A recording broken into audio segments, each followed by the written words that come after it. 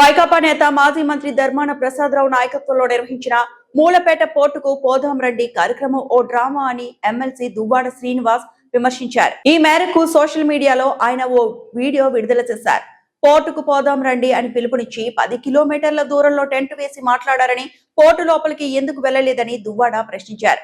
40 మందికి పోర్టు లోపలికి వెళ్లి పరిశీలించేందుకు అవకాశం ఇచ్చినప్పటికీ ఆ ఆలోచన చేయకుండా అందరినీ మభ్యపెట్టి తప్పుడు ప్రచారం ఇచ్చారన్నారు. అక్కడ నిర్వహించిన సభలో నిర్వాసితులు పోర్టుకు 100 మీటర్ల రహదారి ఇచ్చి త్యాగాలు చేసిన వారి ఇబ్బందులపై మాట్లాడలేదని ఆరోపించారు. చెలో మూలపేట పోర్టుకు పోదాం రండి అని అధర్మాన నాయకత్వంలో ఈరోజు టెక్కల్లో జరిగినటువంటి సమావేశం. ఈ సమావేశానికి అందరికీ మభ్యపెట్టి తప్పుడు సమాచారం ఇచ్చినటువంటి అధర్మాన. మీరు ఇప్పుడు ఈ సమావేశానికి ముందు 5 రోజుల క్రితం నేను ఒక స్టేట్మెంట్ ఇచ్చాను. ఆ స్టేట్మెంట్లో మూలపేట పోర్టు గురించి పూర్తి వివరాలను తెలియజేస్తూ ప్రస్తుత సమస్యల్ని క్లారిటీగా చెప్పాను. ఆ సమస్యల పట్ల స్పందించాలి, అది స్పందిస్తేనే నువ్వు చేస్తున్నటువంటి ఈ మీటింగ్కి అర్థం ఉంటుంది అని నేను స్పష్టంగా చెప్పాను. ఉత్తరాంధ్ర నాయకులందరూ వచ్చారు, పారిశ్రమల శాఖ మంత్రి అమర్నాథ్ గారు కూడా వచ్చారు.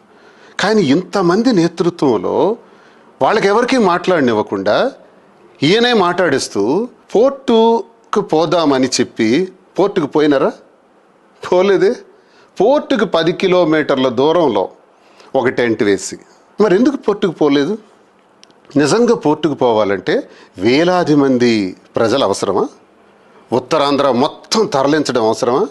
ఒకవేళ అలా తరలిస్తే వేలాది మంది ప్రజలు కలిసి పోర్టులోకి వెళ్ళొచ్చా? అలా వెళ్ళేటప్పుడు అక్కడ ఏమైనా అవాంఛనీయ సంఘటనలు కన్స్ట్రక్షన్ చేసేటప్పుడు చాలా ప్రమాదకరమైన పరిస్థితులు ఉంటాయి పోర్టులో. అలాంటి పరిస్థితుల్లో ఏదైనా ఒక అవాంఛనీయ సంఘటన జరిగితే అది ప్రమాదకరమని పోర్టు యాజమాన్యం ఆలోచిస్తారు, తప్పేం లేదు.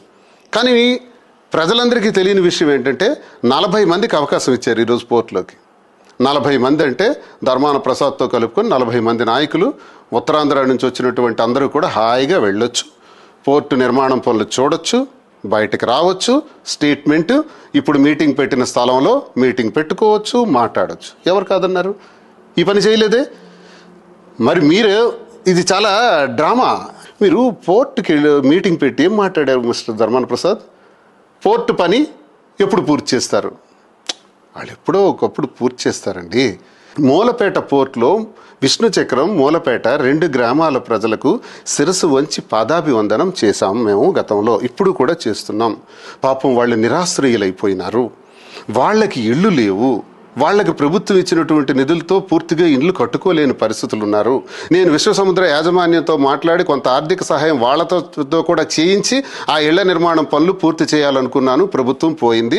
కొబ్బరికాయ కొట్టిన నుంచి ఆఖరి వరకు నువ్వు చెబుతున్నావే 70% పూర్తయిందని, అదంతా దగ్గరుండి మేమే చేసాం. దువ్వాడ శ్రీనివాస్ ఈ పోర్టు నిర్వాహకులు ఈ తప్పు చేశాడని చెప్పగలరా? చెప్పలేరు. అంత బ్రహ్మాండంగా చేసి పెట్టి ఈరోజు పోర్ట్ని అప్పగించినప్పటికీ ఈ త్యాగదనుల గురించి ఒక్క సెకండ్ అయినా మాట్లాడారా? మాట్లాడలేదే. పైగా ఈ త్యాగదనులు